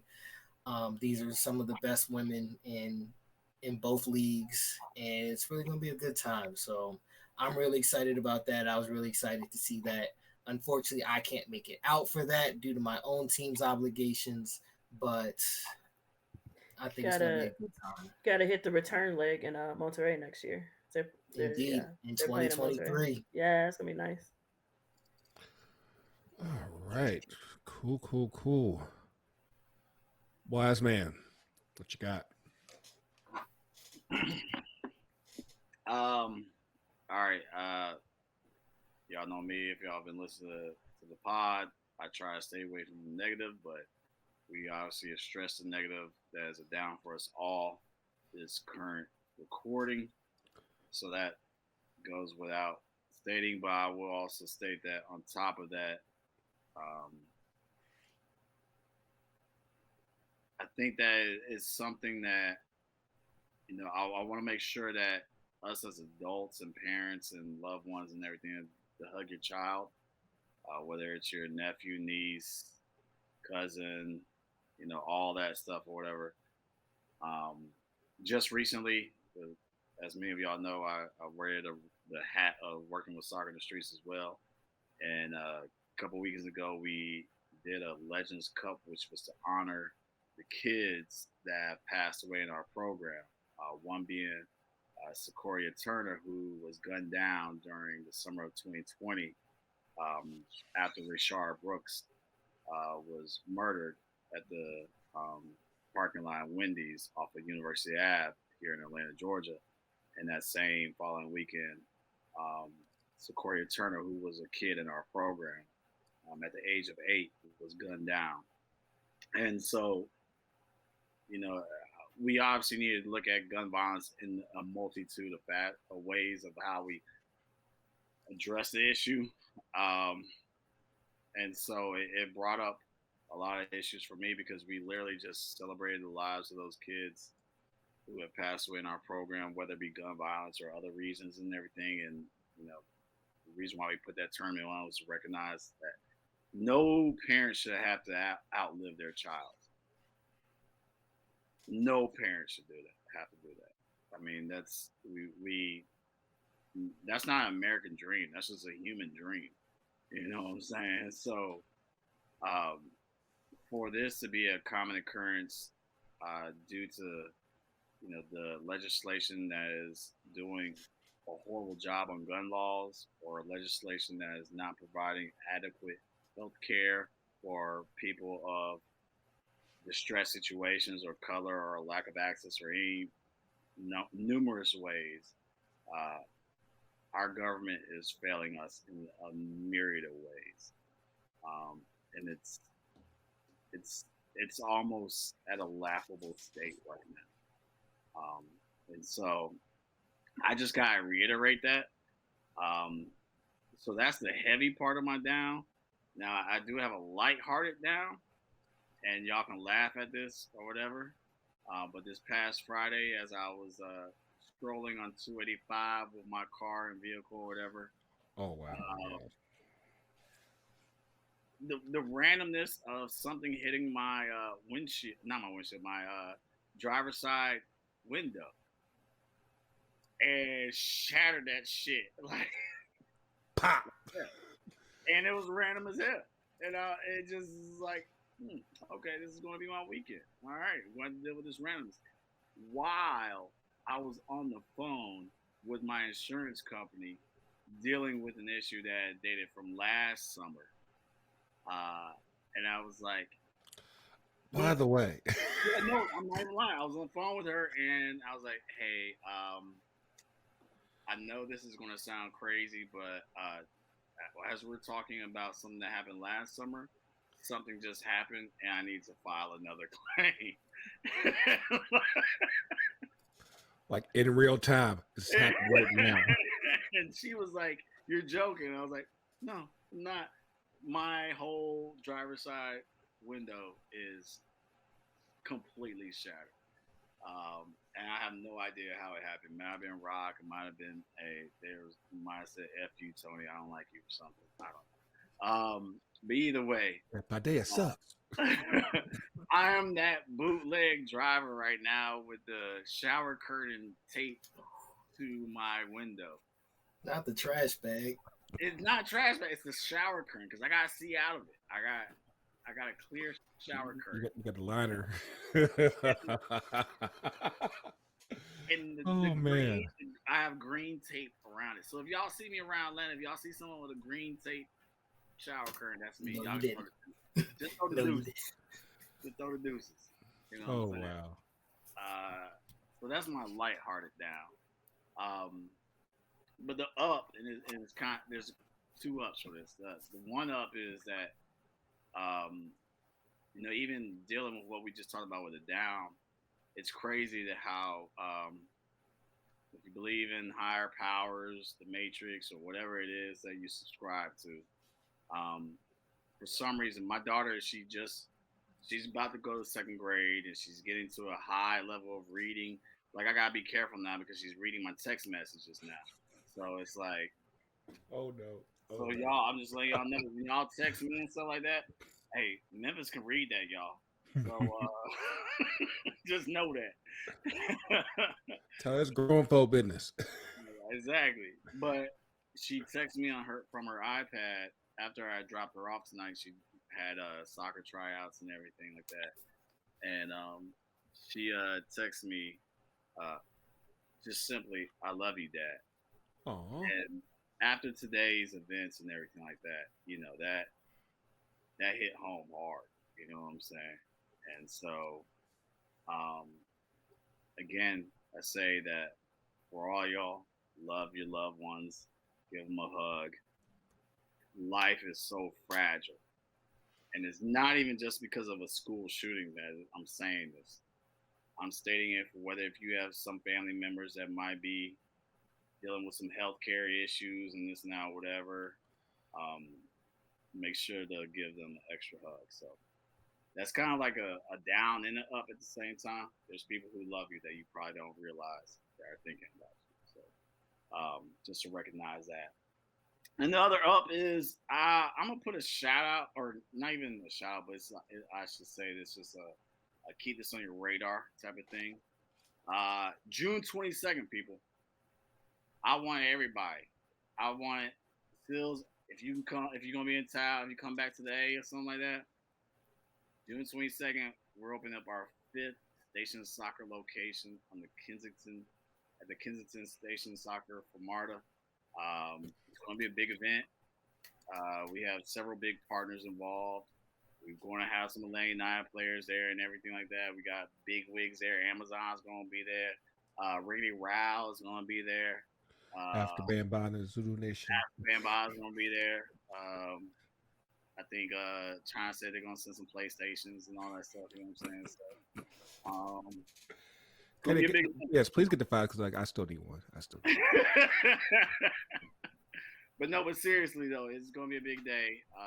It's sentimental for myself because as a kid who did grow up riding MARTA, I was a kid who actually did that. And Kensington Station was the last stop until they built Indian Creek. Kensington Station was my last stop, and I had to take the bus from there. And now that the soccer field is getting built there, it means a lot for me in that scenario. But not even for me, thinking about the next generations, that kids, because if you know anything about the area, it's a high international area, whether it's refugees, whether it's Caribbean, whether it's just African American, like that area of town has a lot of potential for kids being engaged with the game of footy. And so June 22nd, we're kicking off that field location. So I want everybody and their mama to be there. And this is my plea and call and shout out to all of you all. FTC will be there representing some capacity, maybe we will be there live. But I just want to put down everybody's calendar. June 22nd, be there at Kensington Station, out in Stone Mountain. Well, technically it's Stone Mountain at that part. Yeah, there's a lot of lines. If you know where the DeKalb County Prison is, you know where Kensington Station is. You can't miss DeKalb County Prison. But anyway, that's my final up. Yeah, we got like just about a little bit under a month to go for that. So yes, the 22nd, we will be there. We've already hashed out, I think, as much as we possibly could as far as the Texas shootings, the Buffalo shootings. It's just way too much at this point. You know, we just had primary elections here in Georgia today. Looks like we got Stacey versus Stacey Abrams versus Brian Kemp once again for the governor's race. We got Warnock and Herschel Walker for senator and everything. I cannot begin to stress enough, especially with what's been happening, not just with the shootings. Of course, we talked about a few weeks ago with Roe v. Wade pretty much being all but gone. Elections matter. Primaries matter. Vote. Like, I get it. In the Black community, it's always met with a lot of resistance, but you're seeing why right now why elections matter. And if you care about getting these type of issues addressed, vote, because more than likely the side that you are up against as far as trying to eliminate gun control, yeah, they're voting. So you need to do so as well. Keep that energy up, maintain that intensity at all times. Don't think that you can just sleep just because it's an off year election. Like all these offices matter, period. Like, do not underestimate the power of, just because it's not the president doesn't mean that, you know, governors, senators, house, like they all matter. So don't forget that. I only got like one quick down. I'm actually going to do a quick pivot real quick because just to kind of like make it it is sports related. Tim Anderson, player with the Chicago White Sox. There's an incident this past weekend with I forgot his name with the Yankees, but apparently he called him Jackie. It's not even a good insult. Yeah. As like, a reference to Jackie Robinson. So, like, bruh, this is again where I always say, like, upgrade your racism. Like, you know how you update your phone? Yeah, you update your app? Like, update your racism. Like, get better at it. Like, get smarter about it. And it's Donaldson from the Yankees, and he did get a suspension. He got one game. He got one game. He got one game. No, well, he was also out on, I think, COVID protocol or whatever. So they say that bullshit. Come on now. Yeah, for his safety. I'm like, and now what? How do you respond?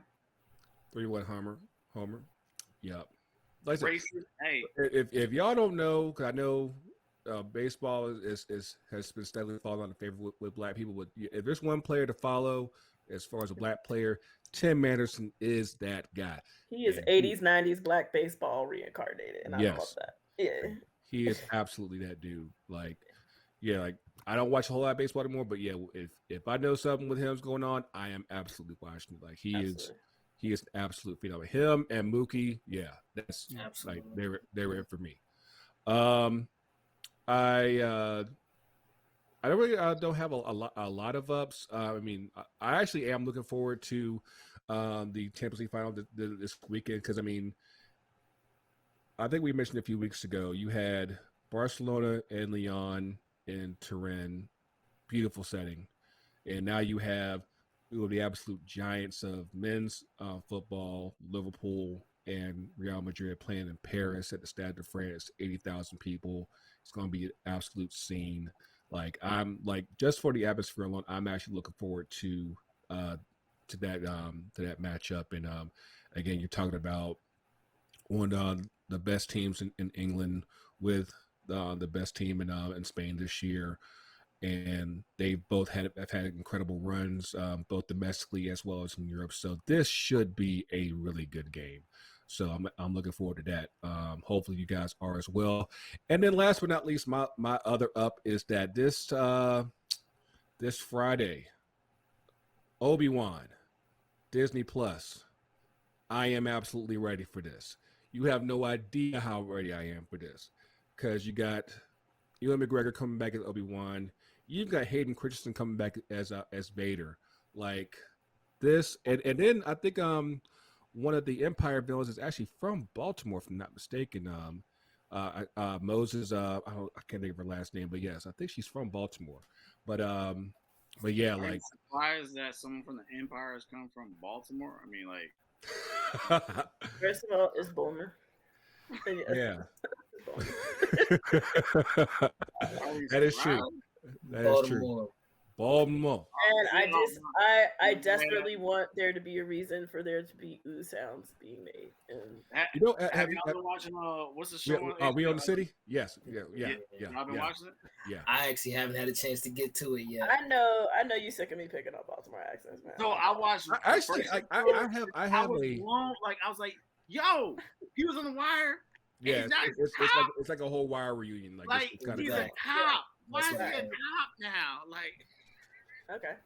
but yeah. everybody's a cop now. But on the yes, Wire. yeah. Quick plug for that. Yeah, if you haven't done so, yes, watch We Own the City. It's only a miniseries, which it's kind of bums me out about that. But yeah, it's still really good. It's got my girl Wumi from Low Key and crap. Oh yeah. She I know, like my she brain was is, in Lovecraft, right? yeah. Yeah, she's in Lovecraft. Yeah, my brain is all over the place. But yeah, yes, it's a really dope show. Of course, if you've ever had a chance to just ride through Baltimore and you see those shows, you're just like, that's just way too on the nose. It really is every time. Yeah. It's really in the city, y'all. It's really there. It's authentic. Like it's always funny to me. Like I'm like, you go through, you're like, oh shit, I know that spot. I know that spot. Yeah. I know exactly where that crackhead spot is.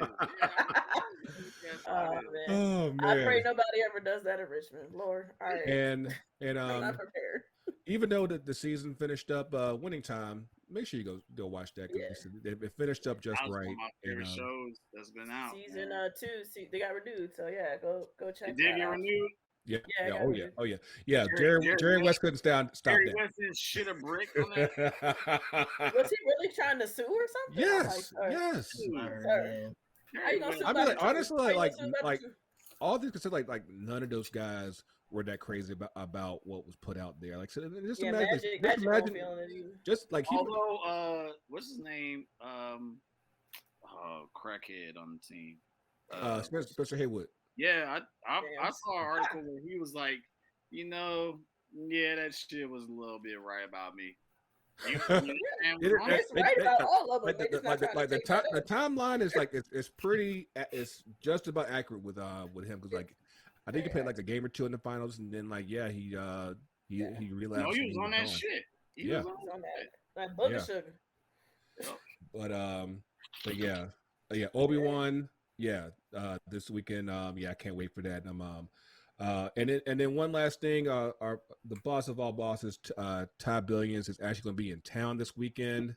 What Tony? I totally forgot. I missed something. I forgot, y'all. I don't know if you talked about it on the last show, but Deion Sanders and Nick Saban and all that. Oh boy. I'm glad that you brought that up. I need you on next week, because I feel like we have yet to really have a good conversation about NIL, and I really want to get your insight on that. So But if you haven't done so already, like the stuff that went on with Nick Saban and Jimbo Fisher. First of all, Jimbo Fisher, like he got zero fucks to give, none whatsoever. And he was like, yo, I was in it. He was like, listen here, I was in the gym shooting with you. My guy. Like I know your secrets, bro. I know how you move, man. I know where the skeletons are. Like don't come at me, bro. Don't do this. I think Saban a little shook because the NIL money. Oh, Saban got shook. But and then coming after Prime, and then the process of all that, Dion, Coach Prime catch strays and everything. He's like, hold up, like too much dip on your chip. We gonna clap. Bro, Jackson got no money.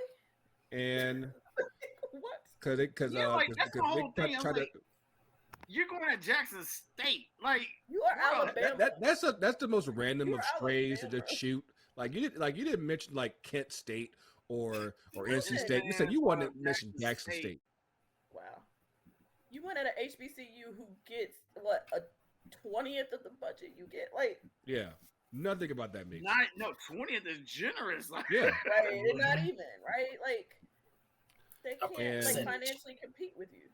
But yes, like I know, like next week we it's of course we got the Champions League wrap up. Like I said, Europe's just about done. But yeah, like we need to have a really good conversation about NIL because I feel like that's something that, like I said, obviously with you being a former college athlete, I think that's something that you would have a interesting. I literally just got on the phone with a college athlete who's entertaining with us because of NIL reasons. Yeah, like not even lying.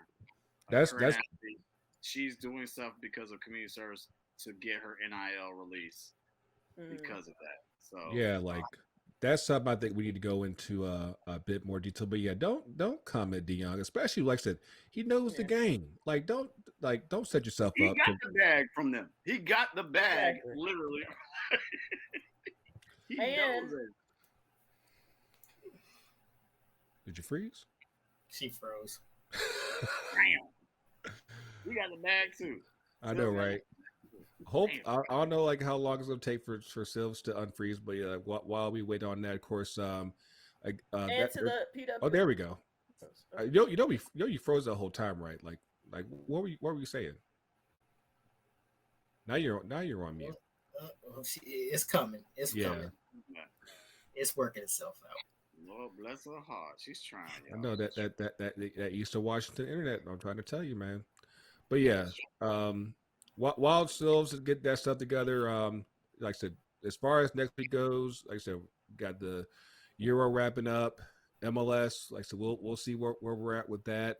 But yeah, as always, you can catch us on social the FTC, UTD, Facebook, Twitter, Instagram, FTC UTD Pod on TikTok. Once you finally see Silves again, of course, you can find Shea Butter at SBFC_podcast on Twitter and Instagram. You can find the homies 2 Cents FC at 2 Cents FC on Instagram and Twitter. Make sure you follow Can I Kick It? Make sure you follow Mariah Lee's blog on 2 Cents FC. I just spoke with Kai McCullough a couple days ago because she's still working on with the Anti-Racist Soccer Club. Got some things cooking with that. Let's say we're busy. I'm trying to wrap things up. Is pretty soon. I think we are due for a break. Like I said, right now we're all grinding pretty hard right now. So as we wrap things up, what did you have to say, Silver? So your internet went off Eastern Washington on us. I don't know what happened. I think there's gaming or something happening in my house. Okay. Well, yeah. I don't even remember. It happens. We were talking about Oh, I was saying, sorry. He interviewed, if you listen to his interview with Dan Levitard, he interviewed with 3 PWIs, one of which was Florida State. And none of them, I think one was getting ready to hire him and it was somebody else. But he did 3 different interviews, none of them hired them. So, that's a hell of your own construction to those PWIs. You could have had them. You should have had him, and now y'all mad that he's out here Right. getting those 5 stars and whatnot. No. Yeah, But because with that new money, with the money, you know, they don't have to go to the big. They can go where they want to go. They go where they want to go. But yeah, again, make sure you enjoy the final this week. We will catch y'all next week. But yeah, until then, for Coach, for Sills, for Devin, for Bill, for Ty, for Scott, for Mayor, for TK, for every last one of y'all, for Yogi. Yogi, hopefully the Richmond doesn't get through. That's all I really say there. But yeah, the coach is real. The coach is everywhere. Again, love on your people, man. Love them to death. We don't know how long we got. We'll see you all soon, and we out.